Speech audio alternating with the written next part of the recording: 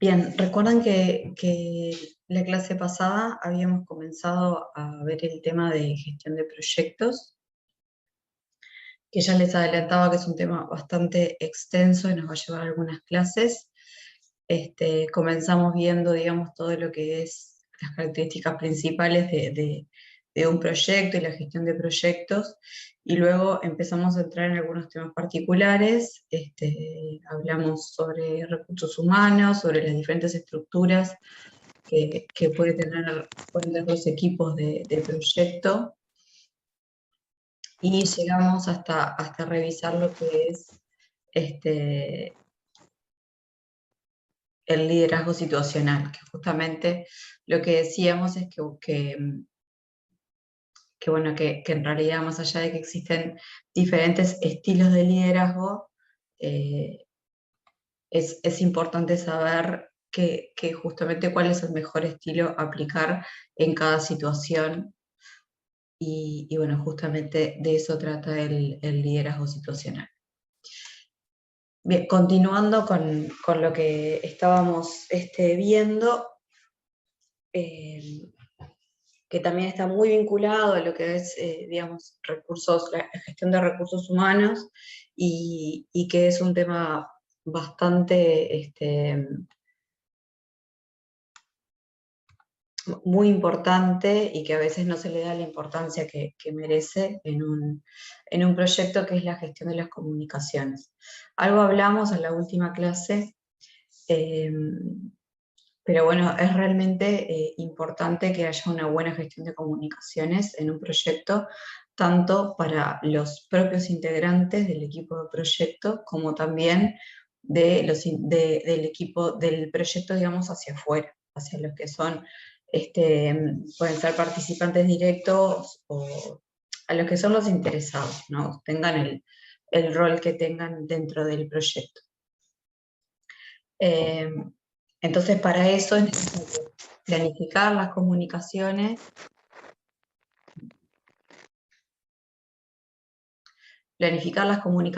entonces definir quién va a comunicar qué, cuándo. Bueno, distribuir la información, o sea, esto es ejecutar las comunicaciones propiamente dichas, tener reportes de situación, avance y predicciones. Y bueno, dentro de lo que es el cierre del proyecto, también es importante hacer como una formalización y una comunicación del cierre, ¿no? Y esto es muy importante, y llama un poco la atención, que el director del proyecto dedica 90% de su esfuerzo en comunicaciones, más de la mitad de forma no verbal. Y esto que decimos bueno, de que es importante definir, ¿no? Qué comunicar, a quién, cuándo, para que digamos, las actividades del proyecto fluyan. Muchas veces, por no hacer una comunicación a tiempo, o por no comunicar a las personas correctas, eso nos puede causar que haya, digamos, impedimentos en el avance de un proyecto. Y el director de proyecto es justamente el responsable de gestionar que estas comunicaciones sucedan de manera correcta.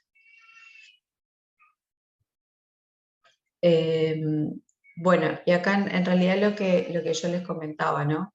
Que quiénes son los que van a participar en estas comunicaciones. Bueno, en realidad son todos los interesados, ¿no? Que bueno, van a ser parte del equipo de desarrollo mismo, como es el patrocinador, el cliente, el usuario, todo el equipo de desarrollo, o cualquier otro interesado que también forme parte. ¿Cómo se va a realizar la comunicación? Y bueno, lo que les decía, esto se define, no es que haya una única forma de comunicar. Pueden haber comunicaciones formales, no formales, verbales, escritas, presentaciones, mails, digamos, reportes de avance. La forma de comunicar se va a definir en cada caso, dependiendo de lo que haya que comunicar y a quién haya que comunicarlo, dependiendo de la periodicidad con que se haga. Pero bueno, lo importante es que esté definido, y obviamente que se ejecute lo definido. Ayuda a manejar las expectativas con los interesados, justamente porque los mantengo informados sobre cómo avanza el proyecto.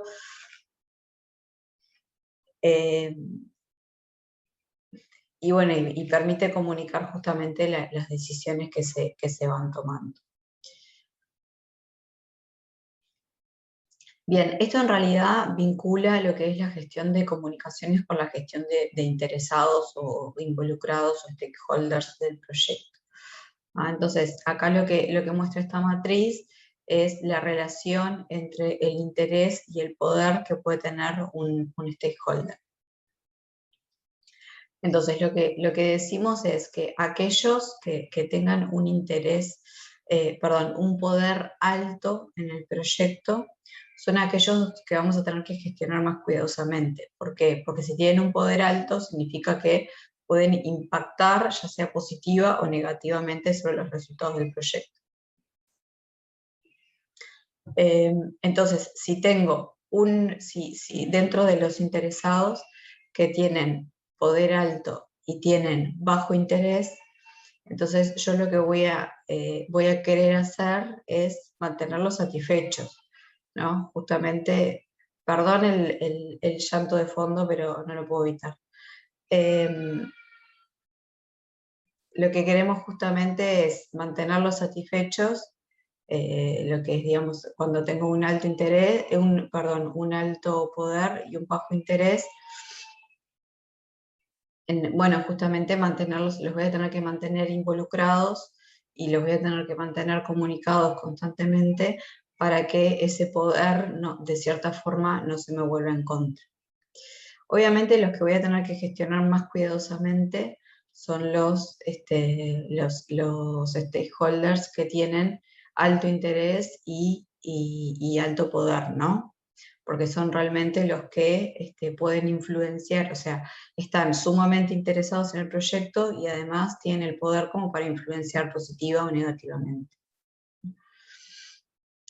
Por otro lado, tenemos, digamos, aquellos involucrados que pueden tener bajo poder. Los que tienen bajo poder y bajo interés, en realidad no debería tener mayor problema en gestionar, digamos, cuidadosamente esas comunicaciones, porque no debería impactar. Lo que sí tengo que cuidar es que si alguno de los involucrados que están en esta categoría, por algún motivo de cambio de contexto, de condiciones, llega a cambiar alguna otra categoría, y ahí lo tengo que digamos, empezar a considerar más cuidadosamente.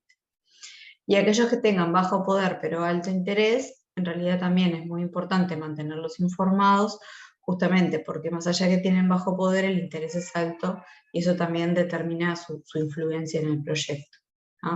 Entonces acá ven, esto es como justamente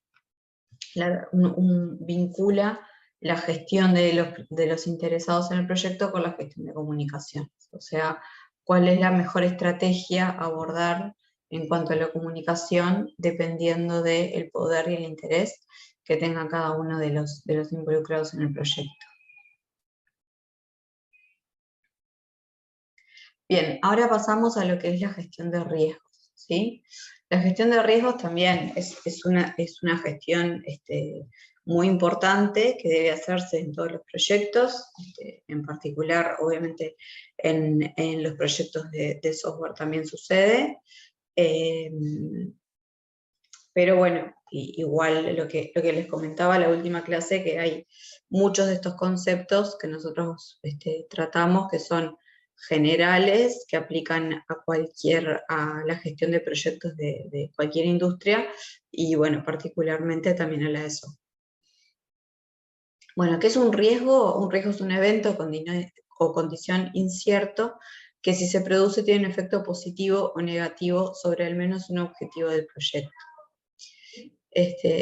Que bueno, como capaz que llama un poquito la atención pensar que también existen riesgos positivos, que es lo que llamamos oportunidades, porque en general uno tiende a pensar en los riesgos negativos, que son los que tienen como un impacto justamente negativo en el proyecto. El objetivo de la gestión de riesgos es aumentar la probabilidad del impacto de los eventos positivos y disminuir la probabilidad de impacto de los eventos negativos, ¿sí? Es una gestión proactiva y consistente durante todo el proyecto, y esto no es menor porque cuando hay gestión de riesgos, porque a veces ni siquiera se hace de forma explícita, muchas veces lo que sucede es que se hace al inicio, ¿no? Típicamente uno está iniciando un proyecto, hace una lista de riesgos, los evalúa, ve cómo se gestionan, y después el proyecto avanza y esa lista de riesgos queda ahí, digamos, muerta y no se actualiza, no se revisa, no se evalúa si se detectaron nuevos riesgos o no, y eso es muy importante. O sea, que se haga, que la gestión se mantenga durante todo el proyecto y que esté actualizada, digamos. Entonces, ¿cuáles son los procesos que intervienen en la gestión de riesgos? Primero que nada, planificar la gestión de riesgos, esto es, tiene que haber un plan de gestión de riesgos que establezca claramente cómo se va a atacar la gestión de riesgos en este proyecto.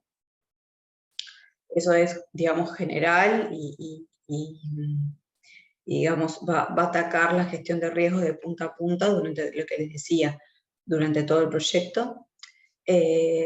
Tenemos un proceso de identificación de riesgos que justamente consiste en identificar todos los posibles riesgos que pueden ocurrir en este proyecto y categorizarlos. Hacer análisis cualitativo y cuantitativo de riesgos, esto es determinar la probabilidad de ocurrencia y el impacto de cada uno de estos riesgos para poder después, el siguiente proceso, planificar la respuesta a los riesgos, que también va a depender del resultado del análisis cualitativo y cuantitativo que realice.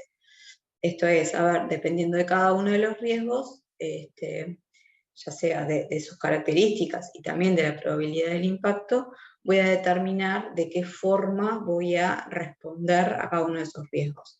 Y lo que vamos a ver a continuación son las diferentes estrategias de respuesta a los riesgos que existen. Y por último, esto es lo que les comentaba, que es como el proceso, digamos, que debería ejecutarse a lo largo de todo el proyecto, que es el seguimiento y control de riesgos. Esto es, revisar si los riesgos que yo había detectado inicialmente siguen siendo válidos o no, si tengo nuevos riesgos para incluir, si cambió la probabilidad o el impacto de alguno de los riesgos que yo ya había clasificado. Toda esa revisión se debería hacer de forma continua y constante a lo largo del proyecto. No es que voy a estar todos los días revisando los riesgos, porque no tiene sentido, pero sí de forma periódica, no sé, cada 1, 2 semanas, un mes, aunque sea, eso va a depender de cada proyecto y de la volatilidad también del proyecto, de cómo vaya variando, pero es de suma importancia justamente realizar esa gestión y seguimiento a lo largo de todo el proyecto. Bueno, esto lo mismo, ¿no? Lo que muestra, además de los diferentes procesos, es cuáles son los entregables. Como les decía, de la planificación de la gestión de riesgos, el entregable es un plan de gestión de riesgos.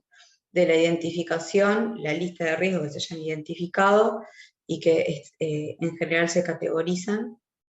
Del análisis cualitativo y cuantitativo, la lista de riesgos priorizados, en el sentido de que, bueno, yo puedo evaluar de acuerdo a la probabilidad del impacto, se genera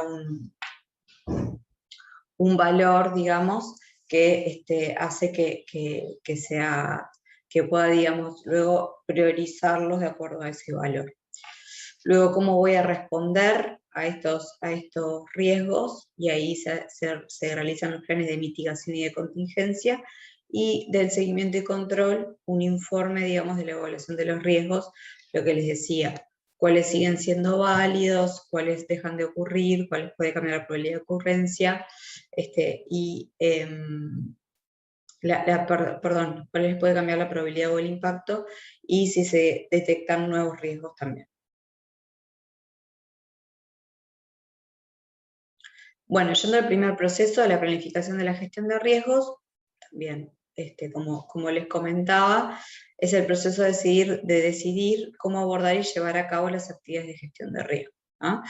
Esto se realiza en las fases tempranas, pero también, como les decía, es importante verificar que se mantiene actualizado y vigente durante todo el proyecto. Este plan de gestión de riesgos obviamente va a ser parte del plan de gestión de proyectos, porque el plan de gestión de proyectos, digamos, que está compuesto por todos los planes subsidiarios. Y bueno, algunos de los componentes que debería tener, qué metodología voy a utilizar, qué roles y responsabilidades van a participar, qué presupuesto necesito, que esto es bastante importante para poder mitigar riesgos en general. Yo tengo que tener un presupuesto asociado porque las acciones vinculadas a la mitigación y plan de contingencia de los riesgos en general requieren presupuesto. ¿Con qué periodicidad voy a realizar esto? ¿Cuáles son las categorías de riesgos?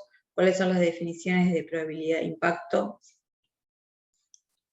Entre otros aspectos. Esto es un ejemplo, digamos, del contenido que podría tener un plan de riesgos, que es bastante genérico. Obviamente pueden ver otros por ahí que tengan algún contenido más o algún ítem menos, pero bueno, esto es como algo bastante básico.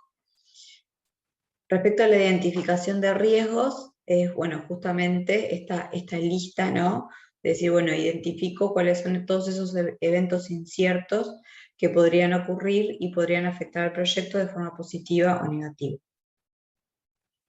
Es importante que participe todo el personal, porque a veces se cree también que la gestión de riesgos es una actividad meramente gerencial o de coordinación, y no es así, porque seguramente el equipo de proyecto pueda detectar riesgos que desde la gerencia o desde la coordinación del proyecto no se vean.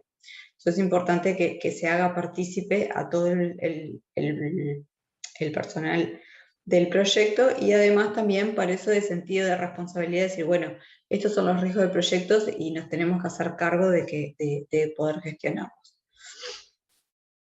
Como les comentaba, es un proceso iterativo, no es que al inicio del proyecto identifico una lista de riesgos y después esa lista queda estática, sino que se tiene que actualizar.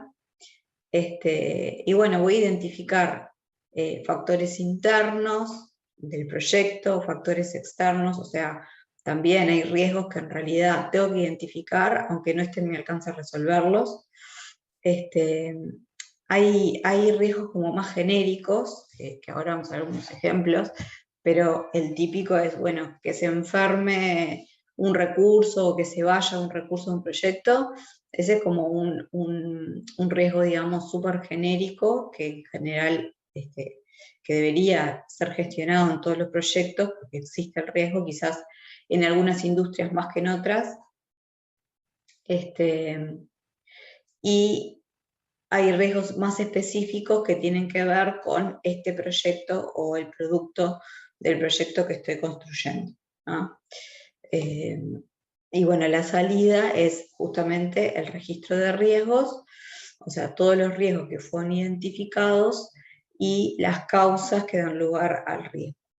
También estos riesgos se pueden clasificar en diferentes categorías, que eso también forma parte de la identificación de los riesgos. ¿Cuáles son estas categorías? Y en realidad no es que haya una definición única. Las categorías en realidad lo que me permiten es, por un lado, mejorar la identificación de riesgos, en el sentido de que si yo voy pensando como categoría por categoría, es probable que se me ocurran algunos riesgos que no los había considerado, sino, por ejemplo, en este caso tenemos riesgos técnicos, riesgos externos, riesgos de la organización y riesgos de la dirección del proyecto. Repito, no es que esta sea la categoría a usar, sino que hay varias categorías. Lo importante es que sea una categoría que me ayude en la identificación de los riesgos y después también en la organización y gestión de esos riesgos, ¿no? Porque puedo decir, bueno, a mí lo que más, donde voy a poner hincapié es en los riesgos técnicos. Y bueno, y empiezo como estableciendo un plan de mitigación para esos riesgos. O no, o en realidad voy a ver riesgos de todas las categorías. Pero bueno, el tenerlo categorizado me permite mejorar justamente la identificación de riesgos y organizar mejor la gestión. Acá hay otros ejemplos, por ejemplo, podemos poner riesgos del proyecto, del producto y del negocio. Recuerden que el proyecto, o sea, cuando hablo de riesgos del proyecto, estoy hablando más de la gestión.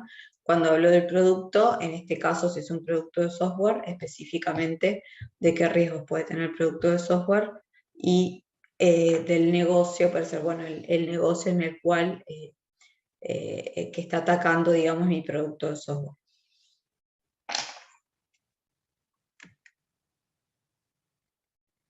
Acá tenemos algunos ejemplos. Vamos a leer algunos. Abandono de personal del proyecto. Este es el que le decía que es como el típico genérico, ¿no? Bueno, que se vaya una persona del equipo. Cambios de la gerencia, ¿no? Que por diferentes prioridades que hagan que mi proyecto tenga que cambiar el rumbo. Que determinado hardware no esté disponible, ¿no? Para la implantación del producto. Que haya cambios en los requisitos. Esto en realidad en un proyecto de software es como bastante común que suceda. Retrasos en la especificación, subestimar el tamaño del proyecto, bueno, tener herramientas que no sean performantes, que haya cambios en la tecnología, los productos de la competencia, y así puedo tener varios más. Estos son solo algunos ejemplos de riesgos posibles para un proyecto.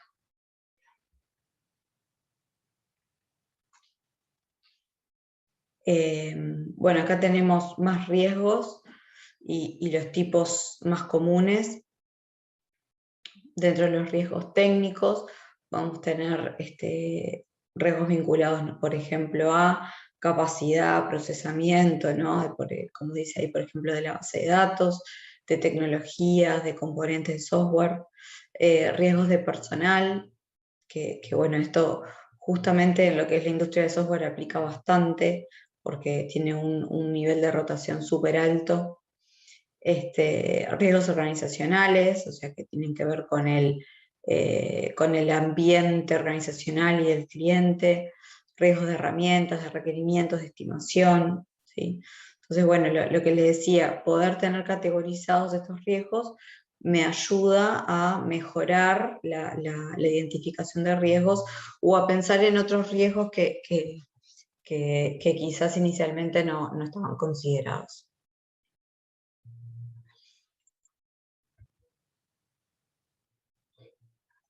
Bien, entonces, una vez que logré identificar esos riesgos, procedemos a lo que es el análisis cualitativo y cuantitativo de los riesgos. ¿En qué consiste este análisis? En identificar el impacto y la probabilidad. Y calcular lo que llamamos la severidad, que es este numerito que yo les decía, que me puede permitir también priorizar los riesgos que quiero atacar primero, que se calcula justamente como impacto por probabilidad. El impacto es justamente, digamos, lo que mide es, digamos, qué tanto estoy perdiendo o qué tanto estoy ganando si este riesgo ocurre. Y la probabilidad es justamente la probabilidad de que el riesgo realmente ocurra, ¿no?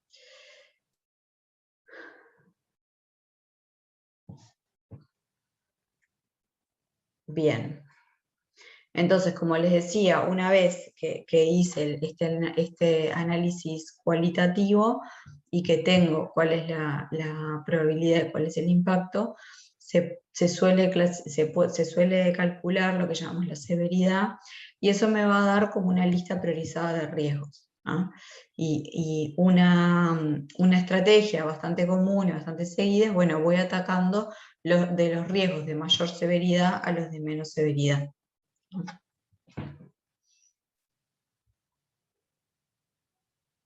Bien, luego tenemos la planificación de la respuesta, o sea, las diferentes estrategias que podemos seguir para cada uno de los riesgos que quiero gestionar para este proyecto. Entonces, la primera estrategia posible es ahí cuando decimos evitar explotar, ¿qué significa? Es evitar, es la estrategia para los riesgos negativos, y explotar es la estrategia para los riesgos positivos, ¿sí? Entonces, evitar es cuando yo en realidad lo que hago es, me quiero sacar el problema de arriba, ¿no? Tal cual. Entonces, por ejemplo, si yo tengo un riesgo que es que hay un componente que es muy riesgoso y que bueno, que justamente el impacto que puede tener eso sería que el componente me impacte negativamente en el resto de la solución. Entonces una posible estrategia sería, bueno, voy a cambiar ese componente riesgoso por uno que no sea riesgoso.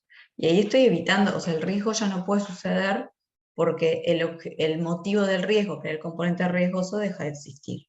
Entonces es una estrategia súper válida, lo que no siempre es posible, porque o sea, hay riesgos que en realidad no se pueden, en los cuales no puedo tener esta respuesta porque no es posible evitar el riesgo. No sé, les doy el ejemplo, no sé, que se enferme una persona del equipo. ¿Y cómo puedo evitarlo? No sé, lo tengo que tener encerrado en un cubículo para que no le pase nada. O sea, es como, hay riesgos para los cuales esta respuesta no es posible. Pero si es posible, en realidad es una muy buena respuesta en el sentido de que directamente el riesgo deja de existir porque lo que hacía que el riesgo existiera desaparece. Bueno, otra estrategia posible es transferir o compartir. Transferir para riesgos negativos y compartir para riesgos positivos. Esto es el típico ejemplo es eso, ¿no? Tercerizar. Tengo un riesgo o como dice ahí, contratar un seguro, ¿no? Es como, bueno, tengo un riesgo de que es, no sé, el lugar, no sé, es incendio, robo, lo que sea.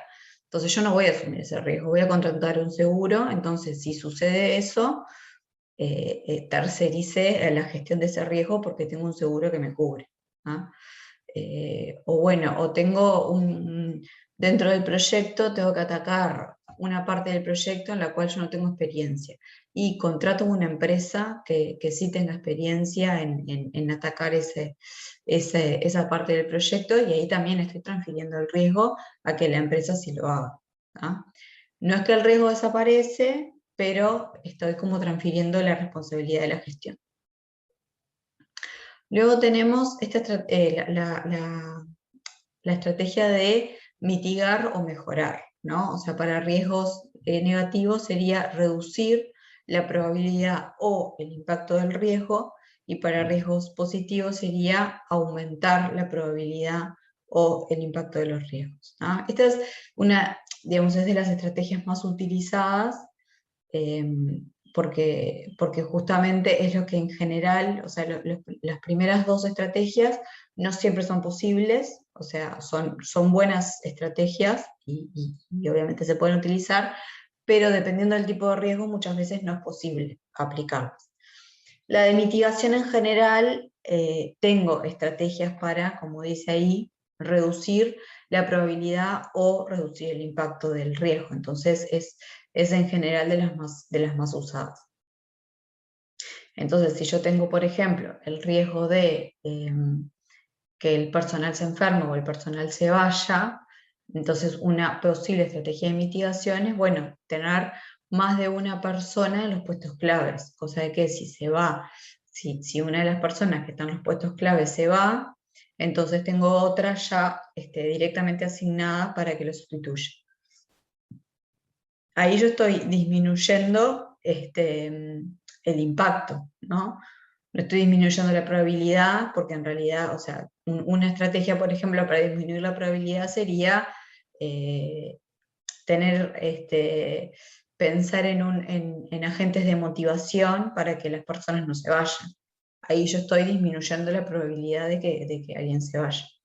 Acá en esta estrategia lo que estoy disminuyendo es el impacto. O sea, bueno, no estoy haciendo nada para retenerlo, digamos, pero bueno, si se va, el impacto va a ser bajo porque yo tengo otra persona que lo cubre. ¿No? ¿Puedo tener diferentes estrategias de mitigación o mejora para el mismo riesgo? Por supuesto. Puedo tener varias y puedo aplicarlas todas. Puedo aplicar las dos. Puedo decir, bueno, voy a aplicar estrategias para reducir la probabilidad y voy a aplicar estrategias para reducir el impacto. ¿No? Obviamente, cada una de esas estrategias es lo que les decía de que tienen su costo. no es gratis. Tener más de una persona haciendo, digamos, tener una persona de backup ejecutando tareas, no es gratis, obviamente es un recurso que tengo que pagar. O tomar acciones como para motivar, no sé, imagínense, les voy a dar acceso a un seguro privado o a un club o a lo que sea, o sea, no sé, la acción que quiera tomar para que entienda que puede motivar a los empleados.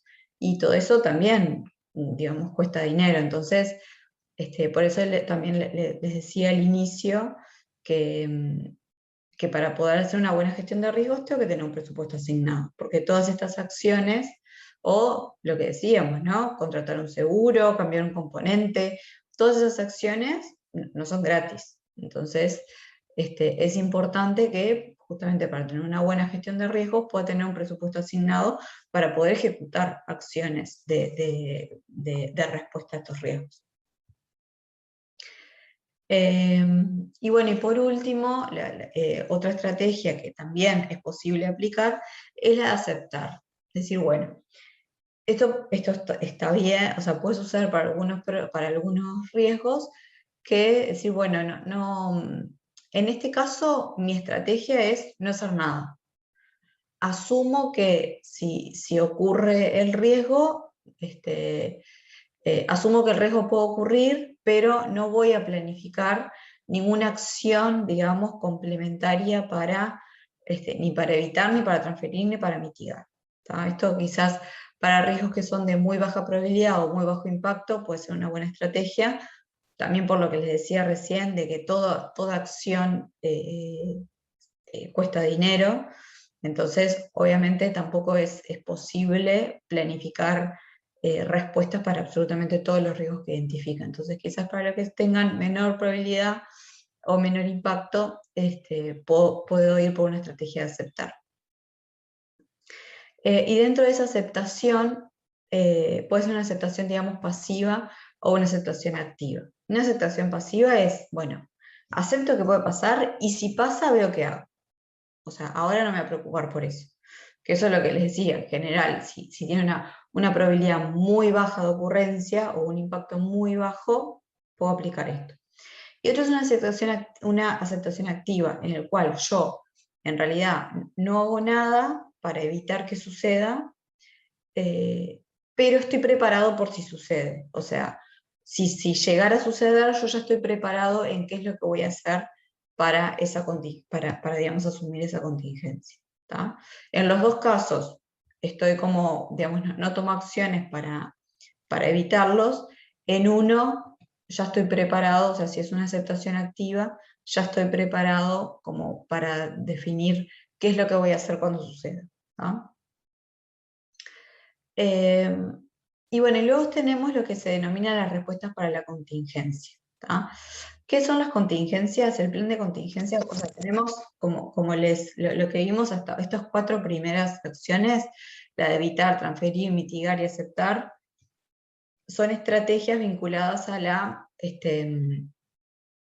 como a evitar que suceda, ¿no? Antes de que suceda.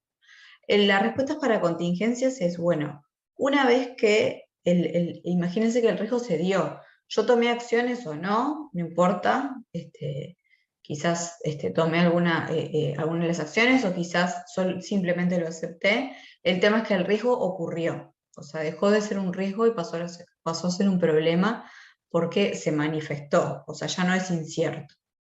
Entonces, el plan de contingencia en realidad lo que establece justamente, bueno, cuáles son las acciones que voy a realizar cuando el riesgo ocurra. ¿No? O sea, por un lado tenemos las acciones, la estrategia y las acciones a realizar para evitar que ocurran, y por otro lado, todas las acciones y las estrategias que puedo realizar una vez que el riesgo realmente se manifestó.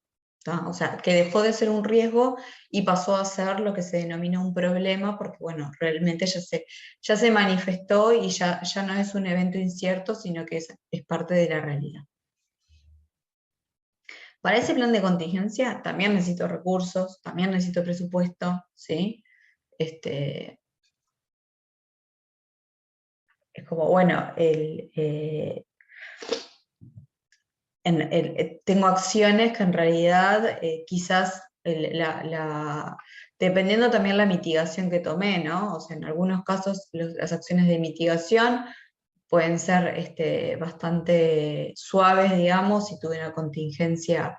Por ejemplo, si mi contingencia es tener más de una persona en puestos claves, cuando la persona se vaya, en realidad, si queremos mi contingencia, ya la tengo ciertamente cubierta, porque la persona se va y yo ya tengo como el backup. O sea, como que ya asumí, digamos, cierta parte de la contingencia durante la mitigación, ¿no? Pero bueno, capaz que también dentro de la contingencia digo, voy a tomar otra persona más porque ya se me fue una, para poder volver a tener este backup. Pero bueno, lo que les digo, la contingencia también depende del plan de contingencia que se planifique, también depende del plan de mitigación que haya definido.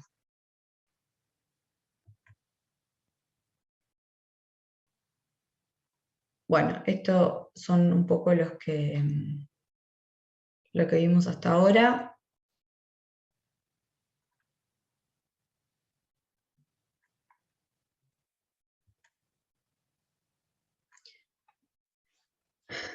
Y por último, lo que les comentaba, el seguimiento y control de riesgos, que justamente es como, ¿se acuerdan de los 5 grupos de procesos que vimos de PMI? Es el que forma parte del seguimiento y control de los procesos, del grupo de procesos de seguimiento y control, que son aquellos procesos que justamente monitorean cómo vengo avanzando respecto de los diferentes de cada una de las diferentes áreas del proceso.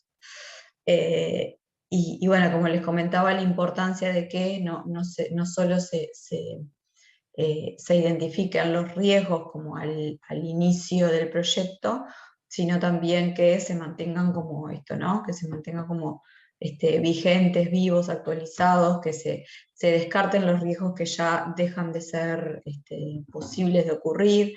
O sea, hay riesgos que a medida que avanza el proyecto ya dejan de ser, ya no pueden ocurrir más, porque, digamos, pasó la oportunidad de que ocurrieran, y obviamente se van a ir presentando nuevos riesgos, o puede ir cambiando la probabilidad o el impacto de los riesgos que ya gestioné. Ver si se disparan las condiciones para algún plan, ya sea de mitigación o de contingencia. Hacer el seguimiento del presupuesto asociado a estos riesgos, todo eso es parte del seguimiento y control. Bueno, y esto, lo que les comentaba, que bueno, todo lo que es las actividades, o sea, la gestión de riesgos en sí implica un montón de acciones, de actividades, de presupuesto, de recursos, de plazos, que tengo que planificarlos como parte de la gestión de mi proyecto. Esto WBS es algo que vamos a ver ahora a continuación, que tiene que ver con la planificación, que es la estructura de desglose de trabajo, donde se planifica el alcance del proyecto.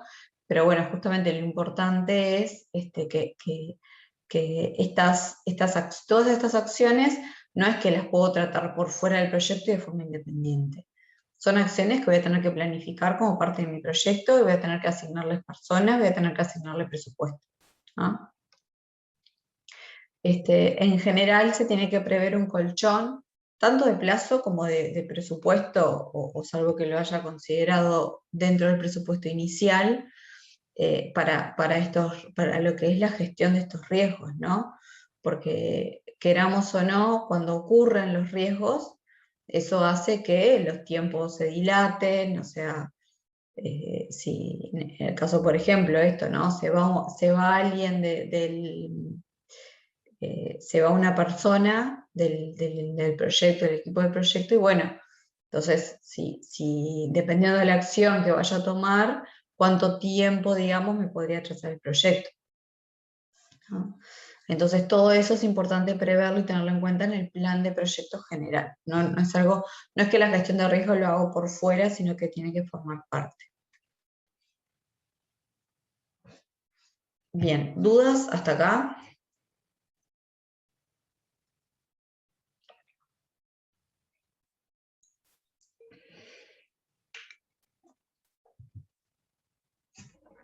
No, no, ninguna. Bien. Profe. Gracias por la respuesta. Y por último, vamos a ver un par de temas más, que en realidad los vamos a tratar más en detalle en las últimas clases del curso, que son gestión de calidad y gestión de configuración. Bueno, de gestión de calidad lo mismo, ¿no? O sea, la gestión de calidad obviamente aplica a todos los proyectos, sean de software o no. Tenemos 3 procesos principales: la planificación de la calidad, o sea, identificar cuáles son los estándares de calidad relevantes y cómo cumplirlos.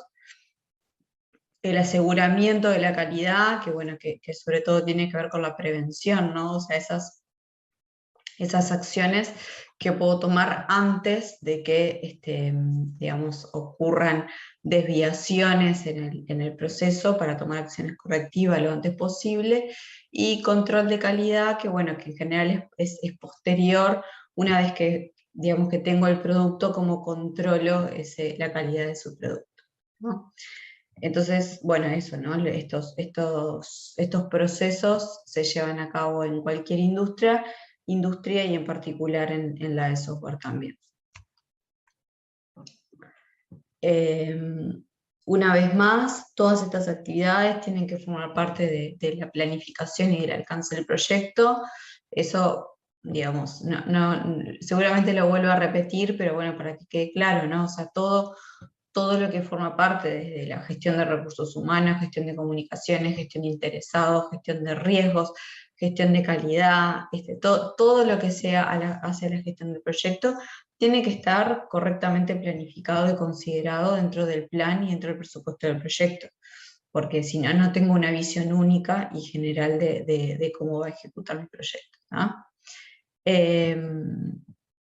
Y bueno, estas son como algunas actividades básicas que se ejecutan para cada uno de los procesos. Para planificar la calidad, bueno, definir las responsabilidades, los estándares, los procedimientos, los puntos de control, las métricas y las checklists. Para asegurar la calidad, en general se ejecutan revisiones y auditorías, y para controlar la calidad, bueno, lo que es la verificación y la validación de los productos, ¿no? Como les decía, todas estas acciones tienen que estar planificadas dentro del plan y el alcance del proyecto. Y bueno, esto lo habíamos hablado en las primeras clases, de que bueno, si existe relación entre la calidad del proceso y la calidad del producto, entre la calidad del proceso y la calidad del producto, en los procesos de manufactura es clara esta relación, porque el proceso se puede, como dice ahí, estandarizar y monitorear fácilmente. El software no es manufacturado, sino que es diseñado, entonces es difícil predecir cómo cambios en un proceso pueden afectar la calidad del producto. Pero la experiencia demuestra que sí existe relación, ¿no? Lo que le decíamos, excepcionalmente me puede pasar que siguiendo un mal proceso tengo un buen producto, pero bueno, seguro que va a ser casualidad. En general, si no tengo un buen proceso, no voy a tener un buen producto, y en general, si tengo un buen proceso, debería tener un buen producto. Y el otro tema que quería adelantarles, porque como les decía, lo vamos a ver un poquito más en detalle en las últimas clases, es la gestión de configuración. Esta gestión de configuración en realidad sí es bastante más específica a lo que es el software, que es justamente gestionar los componentes de un producto. ¿Qué son los componentes? Los componentes me refiero a código, a documentos, o sea, todo tipo, no sé, los casos de uso, los casos de prueba, o sea, todo producto, sea, digamos, tangible o intangible, que se genera durante el proceso de desarrollo, todo es un componente que debe ser, cuya configuración tiene que ser gestionada. Entonces, la gestión de configuración justamente lo que consiste es en poder tener de forma accesible y de forma gestionada todos esos componentes, saber cuál es la última versión de cada uno de esos componentes, saber cuál es la línea base, que eso lo vamos a ver también un poquito más adelante, poder controlar todos los cambios, las versiones, eso forma parte de la gestión de configuración. Y bueno, terminando el plan de gestión del proyecto, esto ya se los adelanté, pero debería consolidar todos los planes de gestión subsidiarios que vimos hasta ahora, ¿no?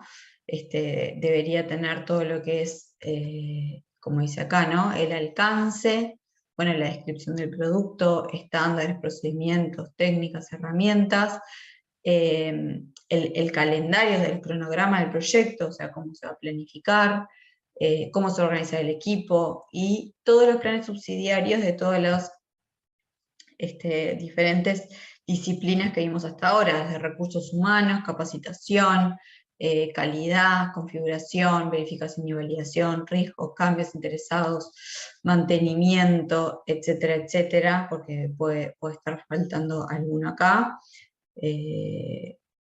Por ejemplo, comunicación no está, debería estar.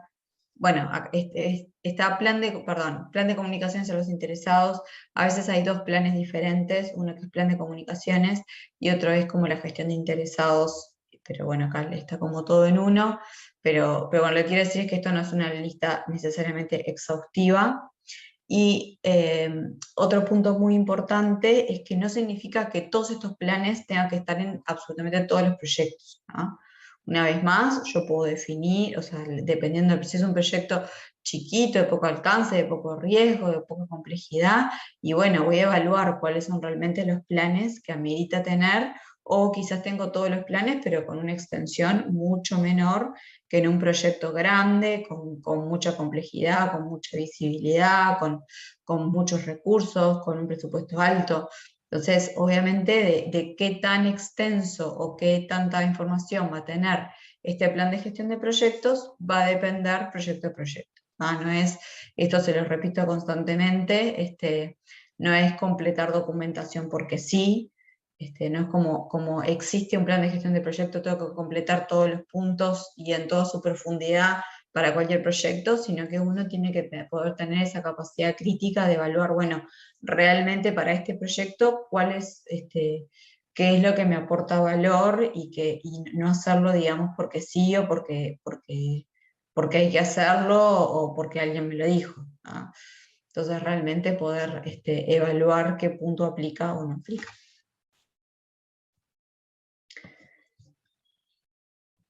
Bien, dudas hasta acá.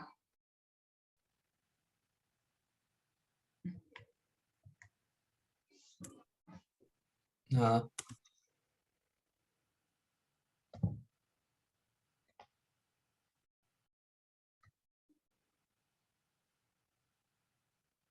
Bueno.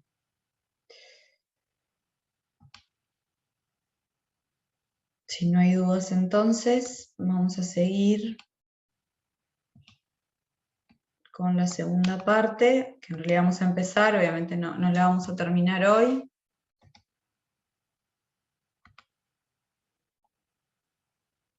Que es planificación de proyectos.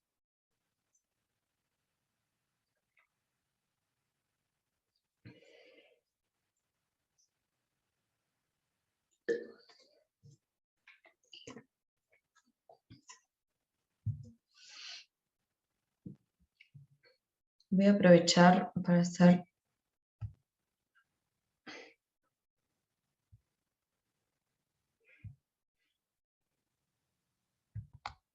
Seguimos entonces. La segunda parte digamos, de este mismo tema de gestión de proyectos está vinculado a la planificación. Entonces, lo que vamos a ver ahora a continuación, que como les decía, digamos, vamos a empezar, pero seguro que no vamos a terminar hoy, es digamos, las diferentes técnicas, estrategias, herramientas que existen para la planificación de proyectos, en particular de proyectos de software. Repito otra vez lo mismo, son técnicas, muchas de ellas, que son aplicables a proyectos de otras industrias, pero lo vemos específicamente para software, ¿no?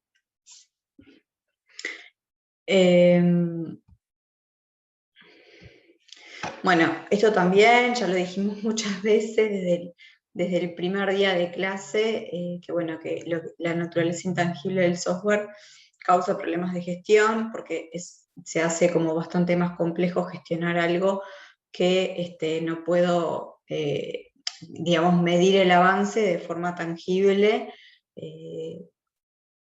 sobre todo cuando las actividades, ¿no?, que realizo a lo largo del proceso de desarrollo no tienen como un producto entregable que yo pueda, digamos, ver hasta determinado momento, ¿no? Como es, por ejemplo, el diseño o la codificación. Bueno, las principales actividades de los gestores, como vimos, se centran en la planificación, la estimación, el control y seguimiento. También vimos que hay otras actividades que son de mucha importancia, como es, por ejemplo, la gestión de comunicación, la gestión de riesgos, la gestión de interesados, etcétera, recursos humanos, pero bueno, en particular ahora nos vamos a concentrar en lo que es justamente estos puntos, que son planificación, estimación y control y seguimiento. Hay diferentes técnicas y herramientas de planificación. Técnicas, vamos a ver la mayoría de las que se visualizan ahí. Herramientas en realidad, que no vamos a ver ninguna en particular. Hay, digo, no sé si ustedes ya conocen alguna o utilizan en sus respectivos trabajos, desde, por ejemplo, esta es propietaria, pero bueno, la herramienta de Microsoft, que es Microsoft Project. También hay varias otras herramientas que son libres y que son similares a Microsoft Project. Pero bueno, en realidad eso es solo un ejemplo de una herramienta disponible, pero bueno, por supuesto que hay varias otras. Bien, yendo a lo que es la WBS o EDT, WBS por sus siglas en inglés, Work Breakdown Structure, y de EDT, estructura de desglose de trabajo, que bueno, en realidad lo pueden encontrar o lo van a poder ver de cualquiera de las dos formas. La WBS o la EDT también, digo, una vez más, es bastante utilizada a nivel de proyectos en general. Es una herramienta, desde mi punto de vista, súper útil para los proyectos, para poder conceptualizar el alcance de un proyecto, sobre todo eso, ¿no?, como en las primeras etapas, de poder identificar, bueno, cuando estoy hablando de este producto, cuando estoy hablando de este proyecto, de qué estoy hablando, qué incluye, qué no incluye, qué forma parte del proyecto, qué queda por fuera, ¿no? Lograr conceptualizar eso es sumamente importante, sobre todo en las primeras etapas. Y la principal ventaja, o sea, más allá de todo esto, una ventaja muy importante que tiene la WS es que facilita la comunicación, porque una vez que yo tenga la WS creada, que además van a ver que de forma visual es bastante entendible, digamos, me facilita mucho la comunicación y la discusión con otros interesados del proyecto para poder yo explicarles y decir, bueno, esto es el trabajo que va a ser parte de mi proyecto. Entonces justamente la WS o la EDT, como dice ahí, es una descomposición jerárquica orientada a entregables.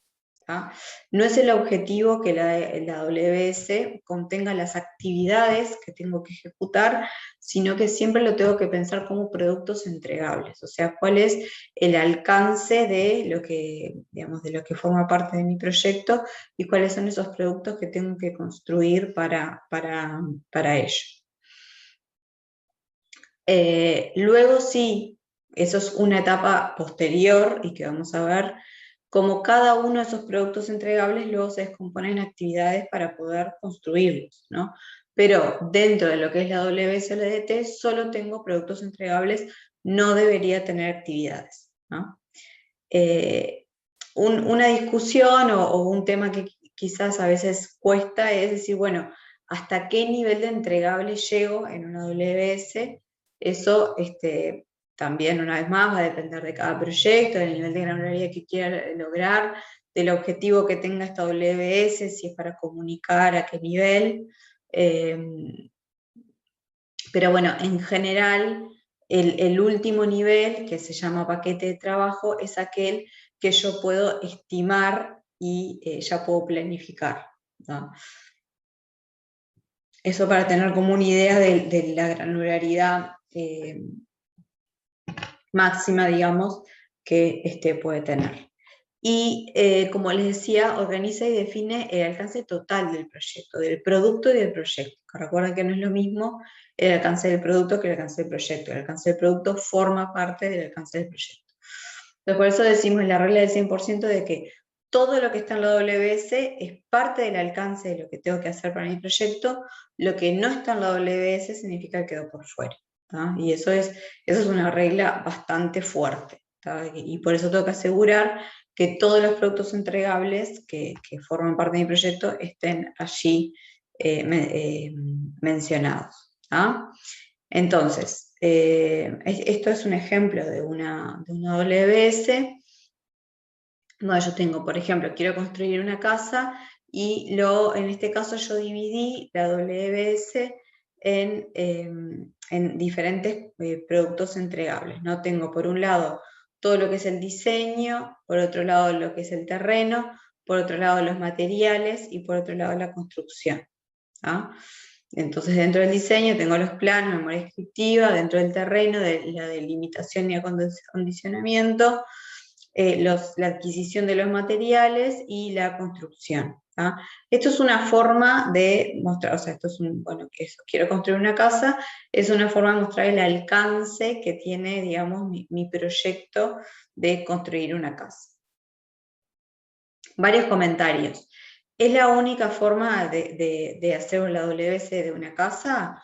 No, para cada proyecto pueden haber varias formas de representar el mismo alcance, pero de diferentes formas, ¿no? Para la redundancia, pero lo que quiero decir es que, bueno, yo puedo tener, y ahora vamos a ver otro ejemplo, si quieren ya me adelanto y después vuelvo. Para lo mismo, o sea, por ejemplo, para construir la casa, yo puedo verlo desde el punto de vista que lo vimos recién, que era más de, bueno, separar como los principales componentes, y acá lo separo como puede ser por habitación, por etapas, por fases, por lo que sea, ¿no? Los dormitorios, el living, el comedor, la cocina, el baño. Entonces, ¿estoy diciendo lo mismo? Estoy diciendo lo mismo. ¿El alcance es el mismo? Es el mismo.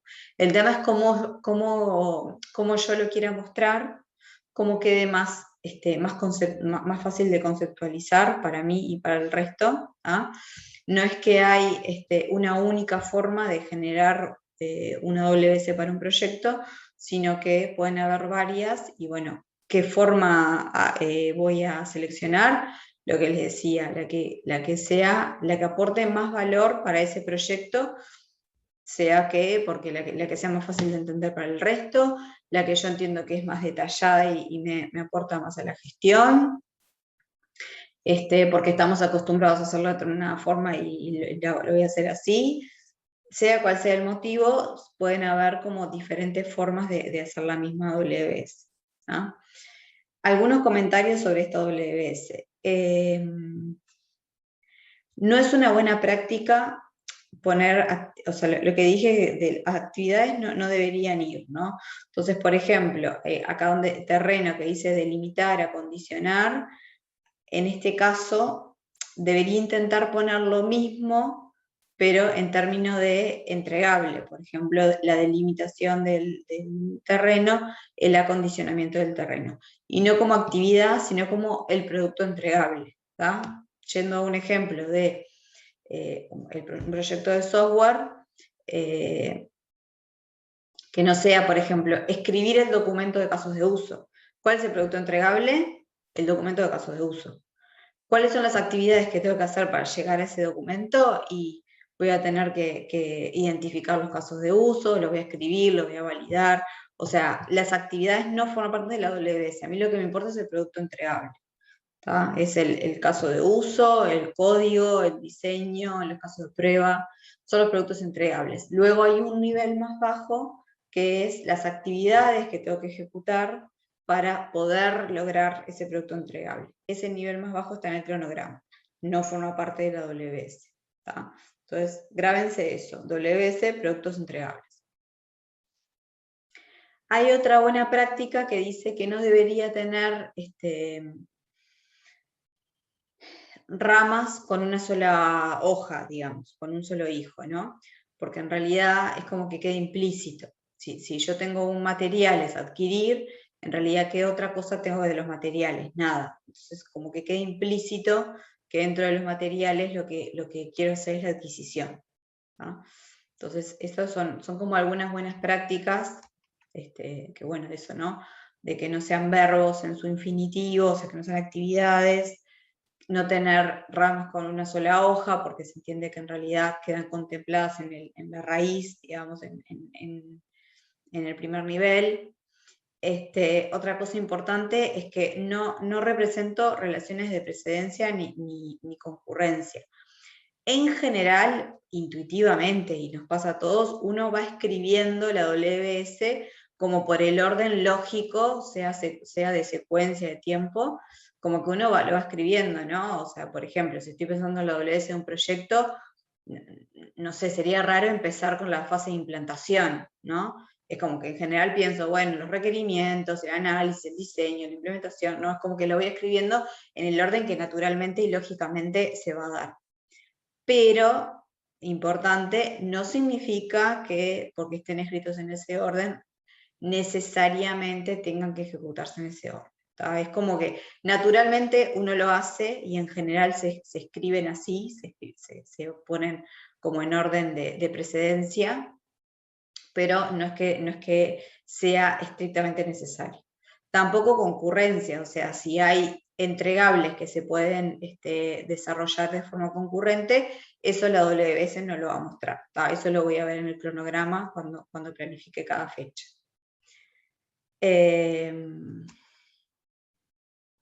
Bien, creo que de acá nada más. Acá tenemos otro ejemplo de cómo construir una bicicleta, y acá también, como ven, como que lo subdivide en todos los componentes que puede tener una bicicleta, ¿no? El cuadro, las ruedas, frenos, cambios, bocina, cómo integro todo, y componente muy importante que muchas veces uno se olvida, que es la gestión justamente, ¿no? Porque yo en una WS tengo que tener todos los componentes entregables que hacen al producto mismo que estoy construyendo, en este caso una bicicleta, en un proyecto de software, el producto de software, y además voy a tener un montón de entregables que son sobre la gestión del proyecto, de cómo gestiono el proyecto que va a construir ese producto. Y eso es importante que esté en todas las EDTs, porque obviamente es parte del trabajo que tengo que hacer, es parte de los entregables. Dentro de la gestión del proyecto voy a tener un plan de gestión del proyecto con todos los planes subsidiarios como vimos ahora. Hay un montón de trabajo que hay que hacer para la gestión del proyecto y que es parte del alcance. ¿Tá? Acuérdense que la EDT es el alcance, incluye el alcance del producto y del proyecto. ¿Tá?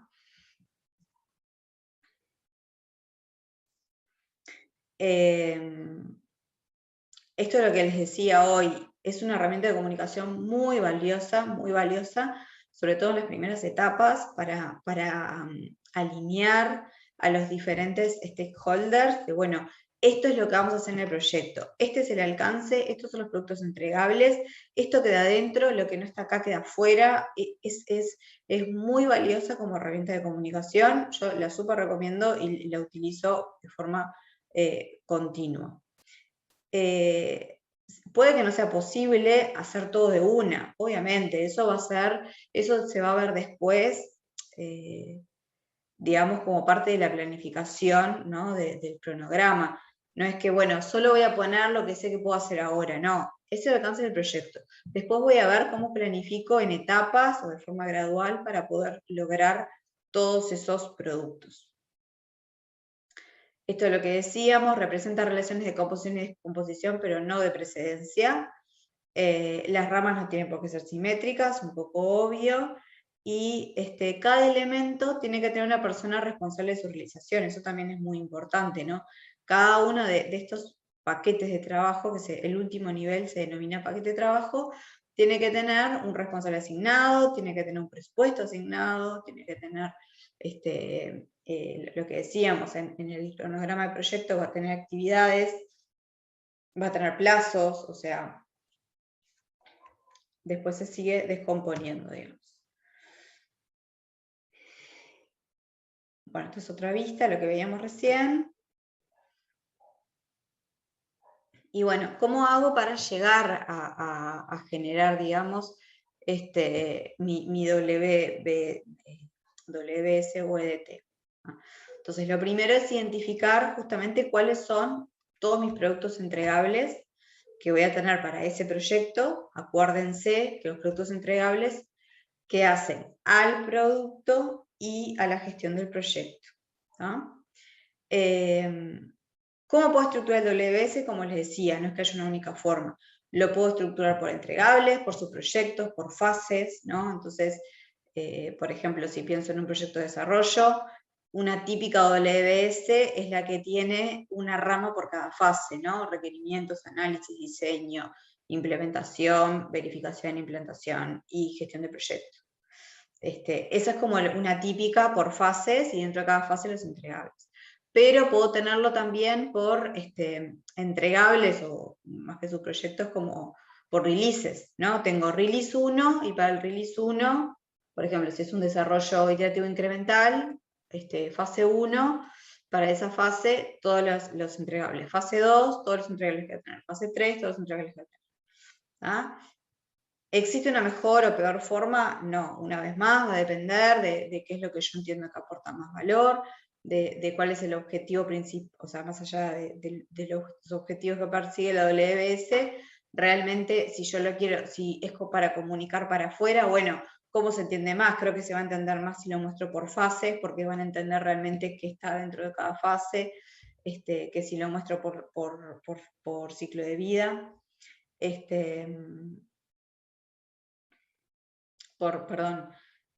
No sé, por release o por fase, pero bueno, eso, ¿no? Bueno, puedo tener también varias EDTs para el mismo proyecto, porque me resulta fácil para algunos mostrarse de una forma y para otros de otra. ¿Ah? Lo importante es que quede claro que ese es el alcance de lo que se va a construir. ¿Ah? Se descompone en componentes detallados que representan el trabajo necesario para generar todos los productos, servicios o resultados que yo necesito. Tiene que estar todo ahí. Se asignan códigos a cada componente, por eso que les decía, y después se identifica, bueno, el responsable de este componente es tal, este componente va a tener este presupuesto asignado, estas actividades, y poder hacer como la trazabilidad de cada uno. Cuando digo componentes me refiero como a este último nivel, que de hecho acá vieron que tienen como unos códigos, están numerados, entonces después yo puedo hacer referencia a cada uno de estos componentes. Verificar que el grado de descomposición es necesario y suficiente, también lo que hablábamos. ¿Hasta qué grado llego? No puedo llegar a un nivel de actividad, siempre producto entregable. Puedo tener diferente granularidad, más chica, más grande. Lo importante es que el último nivel sea un nivel de granularidad, o sea, los paquetes de trabajo, que yo puedo estimar. ¿tá? Yo puedo estimar cómo hacer un sistema de frenos, vieron que se quedó como en este nivel, el sistema de frenos, y no lo descompuso. Y bueno, quizás el sistema de frenos no es que es algo que yo ya tengo, digamos, lo compro hecho y lo pongo, y en realidad no tengo que hacer mucho más, entonces es fácilmente estimable. Pero sin embargo, para el cuadro tengo como un conjunto de piezas que tengo que estimar por separado. Entonces, si alguno llega a un nivel más bajo, acá de repente tengo 3 niveles. Entonces, ¿a qué nivel llego? Justamente va a depender, obviamente, de cada uno de estos componentes, si necesitan seguir desagregándose, y también siempre piensen en eso, ¿no? El último nivel, ¿es algo que yo puedo estimar? ¿Que yo conozco y puedo estimar? Si la respuesta es sí, entonces está bien que se queden en ese nivel. Que ese nivel puede ser el primero, perfectamente, o puede ser el cuarto. Lo importante es eso, es que ustedes O sea, más allá de que entienda, de que sea como algo entendible para ustedes y que aporte valor, pensar si el último nivel es algo que yo puedo estimar. O sea, que realmente conozco como para poder estimarlo. ¿Ah? Bueno, ya les dije, las actividades no aparecen, no hay tiempos, no hay precedencia, permite revisar que no me olvide de nada, la regla del 100%, acuérdense, todo lo que está ahí es parte del alcance del proyecto, lo que no está, no existe. Permite gestionar el alcance del proyecto, ¿no? Más de lo que les decía. Todo lo que no está ahí no son responsabilidad de ese proyecto. Bueno, ¿y cómo definir una EDT para un proyecto de desarrollo de software? Más adelante, a ver, pensé que seguía ahora, pero ya se los muestro porque está un poquito más adelante. Esto.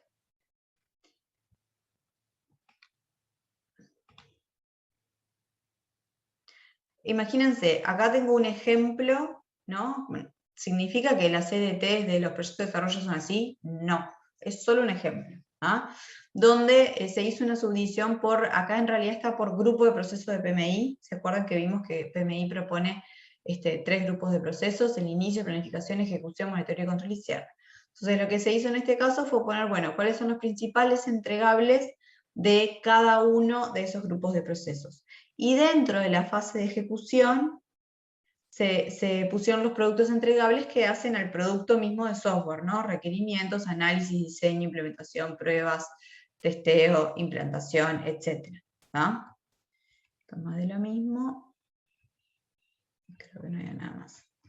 Otras opciones posibles, por fase, ¿no? Lo que decía, requerimientos, análisis, diseño, o sea, que cada uno de los principales ítems del WS sean las fases, y tener una fase sola que sea gestión de proyectos, y dentro de gestión de proyectos poner todo lo que hace a la gestión de proyectos. Otra opción.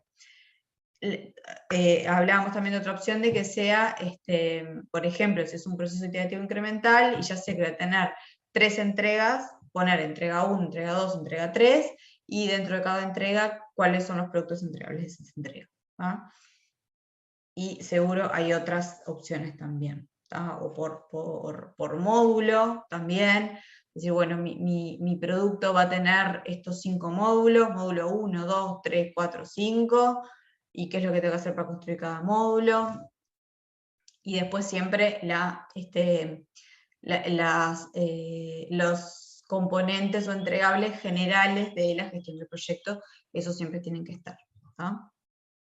Acuérdense, el alcance del producto y del proyecto. Bien, acá les dejo un ejercicio para hacer en casa, que es como para practicar, digamos, generar una EDT para un proyecto para la publicación de un libro, pero no lo vamos a ver ahora. Y vamos a pasar a lo que son actividades e hitos, ¿no? Que es lo que, como decíamos recién, tenemos en la WS o en la EDT, tenemos la descomposición jerárquica de los componentes del proyecto, pero no llegamos a las actividades. Un siguiente paso, una vez de que yo tengo definido mi EDT, agarro cada uno de esos componentes entregables y los subdivido en actividades. ¿Tá? Entonces, para cada actividad, obviamente voy a tener un inicio y un fin y una duración, eso es como lo típico. Voy a tener precedencias, ¿no? Voy a decir, bueno, esta actividad tiene que empezar después o antes que esta.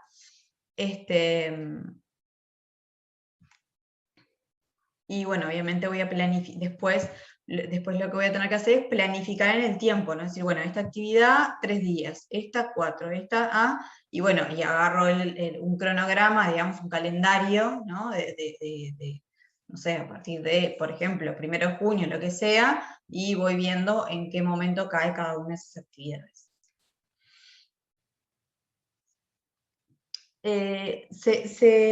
Se se usan, o se pueden usar, se suelen usar, lo que son grafos de actividades para representar justamente las diferentes actividades de un proyecto, las precedencias, las duraciones,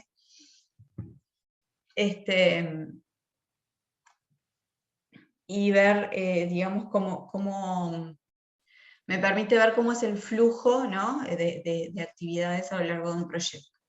El grafo de actividades también es utilizado muy comúnmente para identificar el camino crítico, que es lo que vamos a hacer ahora, ¿no?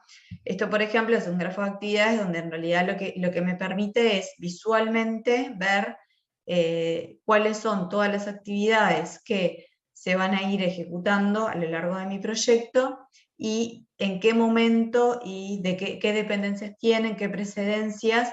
Lo que le faltaría a esto sería como la duración, ¿no? Es decir, bueno, cuánto dura cada una de estas actividades para después poder planificarlo en el tiempo. Acá vieron que en realidad es como, esto es un ejemplo y está haciendo como un abuso de notación en el sentido de que vieron que hay algunas que son actividades y otros son productos entregables, que estaban directamente en la EDT. Esto debería tener, o sea, le falta como un nivel, esto es solo, digamos, para simplificar, pero le falta como un nivel de detalle más, ¿no? Bueno, decir, bueno, esto es lo que muestra, está mostrando el grafo de actividades, pero lo está sacando de la EDT. Lo que debería suceder es que a partir de la EDT se generan las actividades y acaso lo que se muestren sea el grafo de esas actividades que se generan a partir de cada producto entregable. Esto es solo para simplificar y si no me quedaría como una cosa bastante enorme. Bien, entonces, conceptos básicos del grafo de actividades, y no sé si ustedes, creo, por lo que me ha pasado otros años, que en general ustedes me dicen, es que este concepto de camino crítico ya lo ven en otras asignaturas. Igual lo vamos a repasar por las dudas. Necesito saber, en un grafo de actividades, y para poder determinar el camino crítico, necesito conocer el comienzo y fin temprano de las actividades, el comienzo y fin tardío de las actividades y la holgura total. El comienzo y fin temprano es lo antes que puede comenzar y terminar una actividad, respetando las precedencias y las duraciones, ¿no? El comienzo tardío y fin tardío es lo más tarde que puedes comenzar y terminar una actividad, siempre y cuando no afecte la duración total del proyecto, ¿no? La holgura es lo que se puede atrasar una actividad sin afectar la fecha final del proyecto. Esta holgura se debe a que a veces tenemos, digamos, por ejemplo, varias actividades ejecutando en paralelo, y hay alguna actividad que dura menos, otra que dura más, o una actividad que está esperando por una precedencia. Entonces, la holgura es justamente, bueno, tengo este colchón, ¿no?, de días para poder ejecutar esta actividad, dado que hasta que no termine la otra yo no puedo avanzar, ¿no? Entonces esa es la holgura. Y el camino crítico son todas las actividades que, si se atrasan el proyecto. Esto es que tiene holgura cero. O sea, si son todas esas actividades en las cuales, si yo tengo un día de atraso en una actividad, eso implica que mi proyecto se atrasa un día, ¿no? Entonces, es importante saber cuáles son las actividades que forman parte del camino crítico para gestionarlas mucho más de cerca, ¿no? Para realmente evitar que esas actividades se atrasen, porque sé que si se atrasan mi proyecto. Entonces, imagínense que tenemos este grafo de actividades con las siguientes actividades y precedencias, y lo que se muestra entre paréntesis es la duración de cada una de esas actividades, ¿está? Y las flechas obviamente determinan las precedencias. Entonces, ¿cómo determinar el camino crítico? Tengo que saber, justamente tengo que determinar esto: el comienzo y fin temprano de cada actividad y el comienzo y fin tardío de cada actividad. Entonces, lo que se muestra arriba, en un color más verdecito, son los comienzos y fines tempranos, y lo que se muestra abajo, en un color más celeste, son los comienzos y fines tardíos. Entonces, arranquemos por el inicio. Inicia en el punto 0, la actividad dura 3 días, entonces el inicio temprano es 0, el fin temprano es 3. ¿tá? Entonces, la actividad B puede comenzar recién cuando termine la A, o sea, puede comenzar en el día 3. Dura 4, o sea que termina en el día 7. ¿tá? La actividad C puede comenzar recién en el día 7, dura 5, o sea que termina en el día 12. Vuelvo por este camino. La actividad D puede comenzar recién el día 3, o terminar la A, dura 5, o sea que termina en el día 8. La actividad F puede comenzar en el día 8, dura 8, o sea que termina en el día 16. Ahora, la actividad E, ¿cuándo puede comenzar? Puede comenzar cuando terminan la C y la F. ¿tá? O sea que antes del día 16 no va a poder comenzar, porque en el día 12, que terminó la C, la F todavía no terminó. Entonces la E va a comenzar cuando hayan terminado las dos, esto es en el día 16. Dura 7, o sea que termina en el día 23. La actividad G comienza en el 23, termina en el 28. La H comienza en el 28, termina en el 35. Y ahora, ¿cuándo pueden comenzar la I, la J y la K? Cuando termina la H. O sea que las tres van a comenzar en el día 35, que es cuando termina la H. La I va a terminar en el día 36, la J en el 37 y la K en el 45. ¿Cuándo va a terminar el proyecto? Y cuando hayan terminado la I, la J y la K. Eso es el día 45. Entonces, la duración total de mi proyecto es de 45 días. ¿Ah? ¿Se entendió? Sí, sí. Bien. Y ahora para determinar los inicios y fines tardíos, hacemos al revés, de atrás para adelante. Entonces comenzamos. ¿Cuánto es lo más tarde que puede terminar mi proyecto sin afectar la duración total? 45. ¿no? Entonces, cualquiera de estas actividades podría terminar a los 45 días. Y ahora voy para allá y voy restando, ¿no? O sea, si termino a los 45 días, empezó a los 44, la J empezó a los 43 y la K empezó a los 35. Acá lo mismo, la H, ¿cuánto es lo más tarde que puede terminar? Y en los 35, porque si termina más de los 35 ya hay que atrasar el proyecto. Entonces termina a los 35, empieza lo más tarde que puede empezar es a los 28. G lo mismo, termina a los 28, lo más tarde que puede empezar es a los 23. E lo mismo, termina a los 23, lo más tarde que puede empezar es a los 16. ¿Cuál es lo más tarde que puede terminar la actividad C? Y lo más tarde es a los 16, que es cuando empieza la actividad E. ¿ah? Entonces, la C puede terminar el día 16 y empezar el día 11. La B puede terminar el día 11, que es lo más tarde que empezó la C, y empezar el día 7.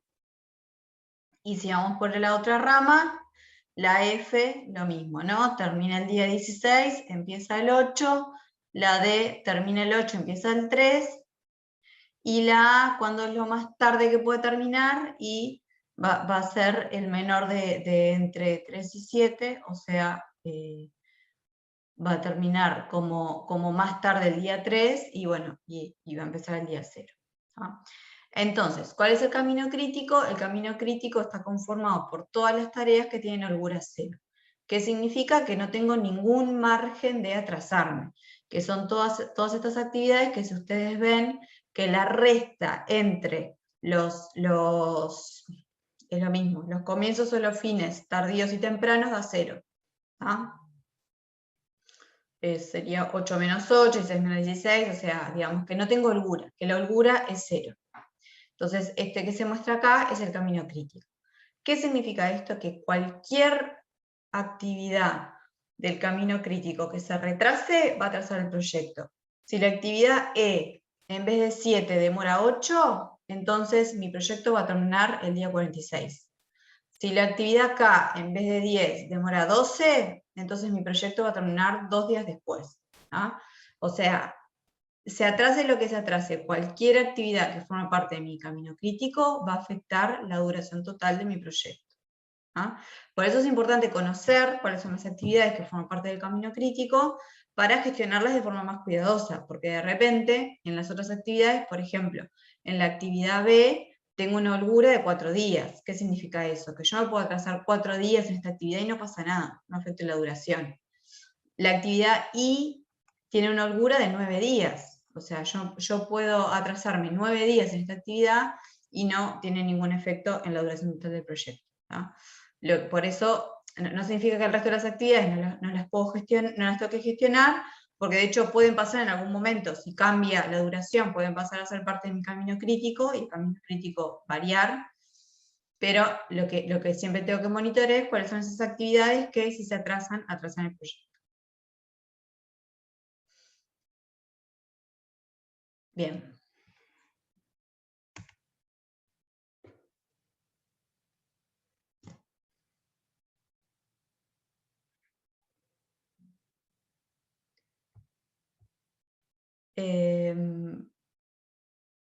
Diagrama de Gantt. Esta es otra técnica, entonces hasta ahora vimos la WBS, el grafo de actividades, el camino crítico, y ahora vamos a ver el diagrama de Gantt. El diagrama de Gantt es, en realidad, lo que es una herramienta visual, porque en realidad, si ustedes ven acá, lo que tienen es un cronograma, ¿no? Actividades tienen un componente de la WBS, por ejemplo, planear el sistema, y las actividades detalladas. Otro componente, diseñar el sistema y las actividades detalladas. Que bueno, como les decía, una buena práctica es que el componente de la WBS no se escriba como verbo, digamos, de actividad, sino que se escriba como componente. Sería como, por ejemplo, sistema planificado, sistema diseñado, ¿no? Entonces lo que muestra es visualmente cuál es el avance de mi proyecto al día de hoy. Yo estoy acá, imagínense, este es el día de hoy, entonces lo que muestro es cuando tiene planificado iniciar y cuando tiene planificado finalizar cada una de estas tareas. Vieron que el rombo muestra un deslizamiento, esto significa que, por ejemplo, en la primera actividad, en la 1.1, el fin de la actividad se movió más de casi 2 meses. Acá vemos que en la actividad 1.2 el inicio de la actividad se movió también 1 mes y el fin se movió casi 2 meses. Entonces ahí vemos, o sea, con esta, digamos, los rombitos, las rayas estas punteadas y los rombitos, lo que muestran es que hubo un deslizamiento, o sea que hubo una replanificación de esas actividades. Vieron que acá no estoy mirando como el detalle de si fue el 10 de junio o el 5, o sea, no es el cronograma del proyecto. Lo que me permite el diagrama de Gantt es como a primera vista, no es una herramienta bien visual, a primera vista decir, mirá, estas actividades las completé, estas están atrasadas, porque en realidad esta debería haber terminado en abril, pero la replanifiqué para junio y todavía no terminó. Como que esas cosas me permite como levantar alertas y poder tener como una visión súper rápida del estatus del proyecto en cuanto a planificación y tiempos, ¿tá? Porque vieron que acá no estoy diciendo nada de presupuesto, no estoy diciendo nada de recursos, es bien de planificación a nivel de tiempos, ¿tá? Es lo que me muestra el diagrama de Gantt.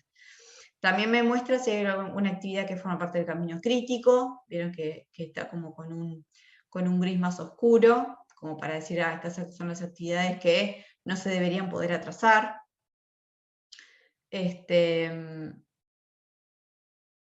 Y bueno, básicamente eso, ¿no? Inicio, fin, si hubo una replanificación, qué se completó, qué falta por completar, cuáles forman parte del camino crítico, si estoy, lo que no me, o sea, ustedes ven este diagrama de Gantt y yo les pregunto, ¿estamos atrasados o no estamos atrasados?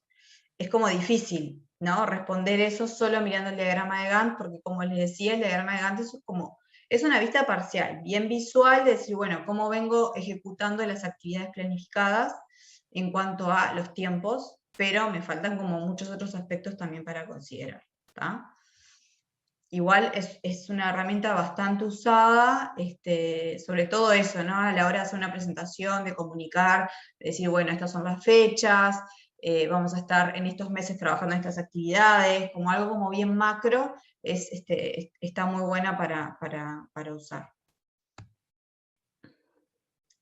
Otra herramienta es el perfil de uso de recursos. esta herramienta en realidad, lo que les decía, ¿no? Es como en el diagrama de Gantt, yo no veo los recursos, no veo los presupuestos, no veo otros aspectos de la gestión de proyectos. Entonces el perfil de uso de recursos lo que evalúa es para cada recurso, y por eso es como un poco costoso de hacer, porque imagínense, cuando hablo de recursos personas, y hablo de recursos, por ejemplo, como dice ahí, maquinaria o cualquier otro recurso del proyecto que yo tenga que utilizar. Entonces imagínense hacer una gráfica de estas para cada recurso, cada persona que haya participado del proyecto o cada recurso compartido que vaya a necesitar. En general, cuando se usa más que nada para algunos recursos que son como más críticos, ¿no? O eso, ¿no? Quiero ver si hay determinado, por ejemplo, hay un recurso humano que lo tengo asignado a varios proyectos. Entonces, bueno, hago un perfil de uso del recurso para ver si lo estoy sobreasignando o subasignando. O sea, sería como un poco loco, digo, se puede hacer, pero si yo pienso en proyectos súper grandes, hacer una grafiquita de esto por cada recurso se puede tornar un poco complejo. Entonces, en general, bueno, evalúo para cuáles son los recursos que vale la pena hacer esta gráfica, este perfil de uso. Que obviamente se complementa con el Gantt, ¿no? Porque como les decía, el Gantt es una visión como un poco acotada, solo de los tiempos y de las actividades, del cronograma, digamos, más a nivel de tiempos, y acá tenemos la visión de los recursos. Entonces puedo complementar las dos visiones para tener una vista un poco más general del proyecto. Entonces, lo que me permite decir, bueno, el nivel de uso es decir, por ejemplo, no sé, si fuera un recurso humano, o si fue un recurso humano, y esto es por día, no sé, 8 horas, ¿no? Entonces decir, bueno, no sé, hay momentos en los que, por ejemplo, no sé, imagínense que esto es por mes, entonces, bueno, va a haber un mes que este recurso va a estar subutilizado porque las tareas que tiene asignadas le dan para cubrir 6 de las 8 horas, pero al mes siguiente tiene tantas tareas asignadas que en vez de 8 horas pasa a 10. Después hay otro mes que este recurso no tiene nada asignado, o sea, pasa a 0. Hay otro mes en el cual, bueno, queda bien, queda con su capacidad de 8 horas, entonces cuando tengo sobre todo asignaciones como muy dispares en un recurso, o por ejemplo eso que les decía, un recurso asignado a varios proyectos, está bueno esto para ver realmente si está como eficientemente asignado ese recurso, o sea, por dos motivos, ¿no? Primero, digamos, para hacer una buena gestión de ese recurso, que no esté ni subutilizado ni sobreutilizado, porque en un momento va a estar mirando el techo y en otro momento va a estar a 4 manos, que obviamente no es lo que queremos, y por otro lado, para usar eficientemente los recursos del proyecto, ¿no? Pero bueno, como les decía, no es que sea necesario hacer un perfil de uso para todos los recursos, sino que en general se hace para aquellos donde realmente vale la pena.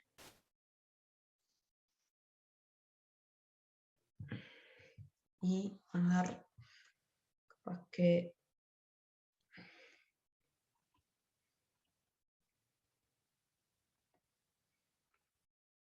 Bueno, vemos esto y ya los libero para no...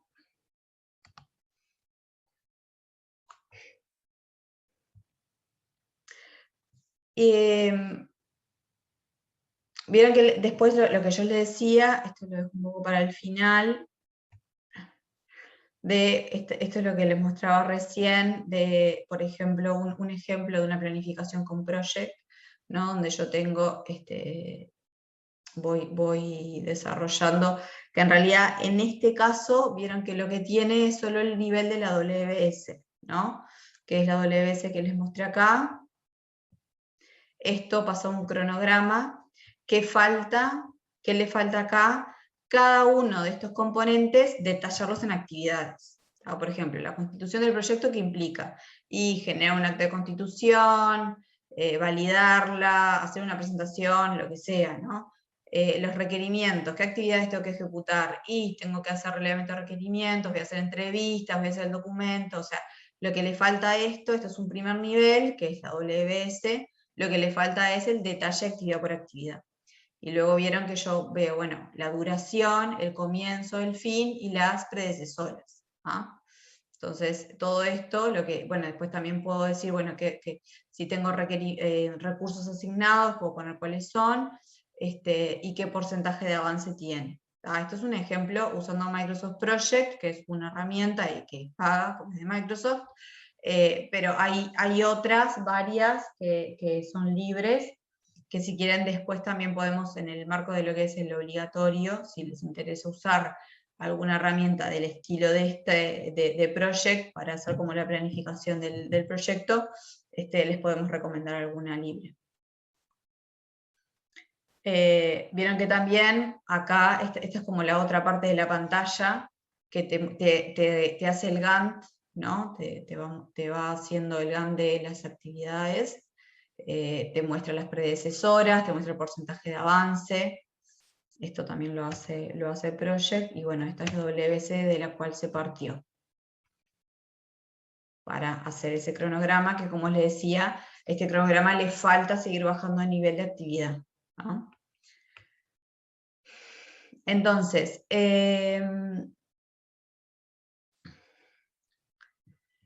si yo quiero acortar la duración total de un proyecto, ¿no? Imagínense que estoy en un proyecto en donde necesito acortar la duración total. Esos 45 días que veíamos recién, no puede ser 45, tiene que ser menos. Entonces, lo primero que voy a hacer es ver el camino crítico, porque justamente lo que decíamos, las actividades del camino crítico son las que determinan la duración total. Entonces voy a ver cuáles de esas actividades del camino crítico puedo mejorar la duración. ¿Cómo hago para mejorar la duración de las actividades? Hay como dos técnicas bastante usadas.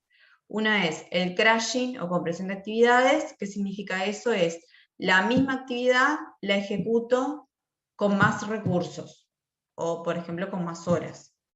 Entonces ahí se supone, no siempre sucede, pero se supone que si a una actividad, imagínense, tiene asignados 2 recursos y me dura 5 días, si yo le asigno 3 recursos, espero que me dure 3 días o 4 días. ¿Tá? Entonces, ese es el crashing, decir, bueno, agrego más recursos a mi proyecto para disminuir la duración de las actividades. ¿tá? Y otra es la denominada fast tracking, que es justamente la paralelización de actividades. ¿no? Es decir, bueno, hay actividades que hoy se realizan de forma secuencial, que quizás vos no podés paralelizar toda la actividad, pero hay una parte de la actividad que sí, y hay otra que no, y ahí ya voy ganando tiempo también. ¿tá? Entonces ya sea la compresión o la paralelización de actividades son dos técnicas muy utilizadas para disminuir la duración total del proyecto. Hay que ver si es posible hacerlas o no en todos los casos es posible. Y bueno, algo que es importante es que, por ejemplo, en la primera técnica, que es justamente la de crashing, de agregar más recursos, no hay una relación directa y lineal. No es que, bueno, tengo 3 recursos y dura 10 días, si agrego un recurso va a durar 7, o sea, no es que sea algo totalmente lineal. Agregar nuevos recursos implica más coordinación, más gestión, más líneas de comunicación, implica incorporar una persona nueva al proyecto que viene totalmente por fuera, en caso de que sea, obviamente puede ser alguien que conozca y en ese caso sería mucho mejor, pero imagínense contratar a una persona nueva para incorporar el proyecto, va a requerir todo un tiempo de ayornamiento del proyecto, una curva de aprendizaje, de conocimiento, que va a haber un tiempo en el cual esa persona no va a producir. Entonces, no es que sea lineal, agrego un recurso y entonces bajo en los tiempos. No es así. Entonces, hay que realmente evaluar si en el momento que voy a incorporar un nuevo recurso es un buen momento o no para hacerlo. ¿tá? Y cuando yo paralelizo, en general puedo tener costo por trabajo, porque estoy como trabajando a riesgo muchas veces. Digo, bueno, voy a intentar adelantar esta tarea que aunque tengo una dependencia con algo que todavía no sucedió, bueno, voy a asumir que va a pasar esto. Entonces, bueno, si eso realmente no pasa, pues voy a tener un costo de retrabajo. Entonces, en realidad, lo que quiero decir es que son técnicas totalmente válidas, no siempre es posible aplicarlas y tampoco es que sean lineales de decir, bueno, aplico la técnica y tengo una mejora. O sea, tiene riesgos también aplicar estas técnicas. No puedo comprimir, o sea, no es que digo, bueno, si yo planifiqué que lo voy a hacer con 8 personas en 10 meses, no es que lo puedo hacer con 1.600 personas en un día, obviamente, ¿no? O sea, no puedo comprimir a un nivel de granularidad tal, es como que se dice que no se puede comprimir más de un 25%, un 25% ya es bastante, ¿tá? Pero como les decía, también depende de un montón digamos, de situaciones y de condiciones, y si justo, imagínense, ¿no? Di con una persona que ya había participado de ese proyecto, que tiene experiencia en la tecnología, que tiene experiencia en el producto, en el negocio, lo que sea, obviamente me va a ser mucho más productivo incorporar una persona que tiene conocimiento previo a una persona que viene totalmente por fuera. Entonces, también obviamente depende de cada situación particular, ¿no? Y a veces lo que pasa es que si yo extiendo el cronograma, a veces lo que sucede es que termino haciendo lo mismo en más tiempo, ¿no? Es como eso de que lo que se llama la ley de Parkinson, de que el trabajo se extiende hasta llenar el tiempo disponible, ¿no? Es decir, bueno, como sé que tengo una semana, lo hago en una semana, pero si sé que tengo 2 semanas, entonces lo hago en 2 semanas, ¿no? Y ustedes también lo que se denomina el síndrome del estudiante, porque digo, nos pasa a todos, de decir, bueno, como uno tiene una fecha deadline, es como que, bueno, yo sé que puedo entregar, piensen en el obligatorio, como sé que lo pueden entregar en tal fecha, y bueno, tengo tiempo, y en general nos queda todo por último momento, y es lo que pasa y nos pasa a todos, pero es como, digo, si tienen una semana les va a parecer poco, si tienen un mes les va a parecer poco, si tienen 6 semanas les va a parecer poco, es como, porque siempre uno deja, como va dejando todo para el final. Entonces, como que uno ocupa todo el tiempo que tiene disponible. Entonces, ojo también con extender el cronograma, digamos, sin tener como un control real de eso, de que en realidad, bueno, extiendo el cronograma, pero termino igual ocupando el tiempo haciendo lo mismo. Bueno, y esto, bueno, ¿cuándo se lleva a cabo la planificación? También lo hemos hablado. Obviamente, al inicio tengo un gran componente, un gran esfuerzo de planificación, que al principio va a ser un nivel macro, y después, a medida que vaya teniendo más conocimiento, voy a ir bajando a un nivel micro de componentes y actividades.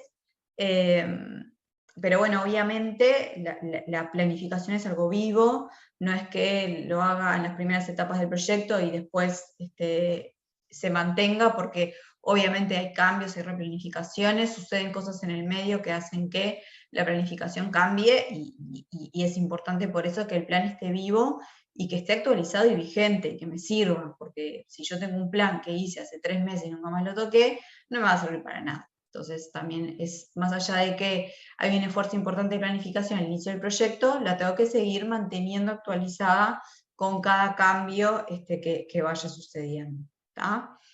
Entonces, en lo que es un proyecto de software en particular, seguramente antes de, como dice ahí, ¿no? Antes de detallar los requerimientos, ¿qué tanto nivel de planificación puedo tener? Y bueno, un nivel macro voy a poder tener, pero seguramente hasta no tener los requerimientos detallados y hasta no poder hacer una estimación más bajada del producto, no voy a poder tener una planificación un poco más micro, ¿no? De decir, bueno, realmente cuál es el alcance de hasta no tener claro el alcance de mi producto, difícilmente pueda planificar cuánto me va a llevar elaborar ese producto.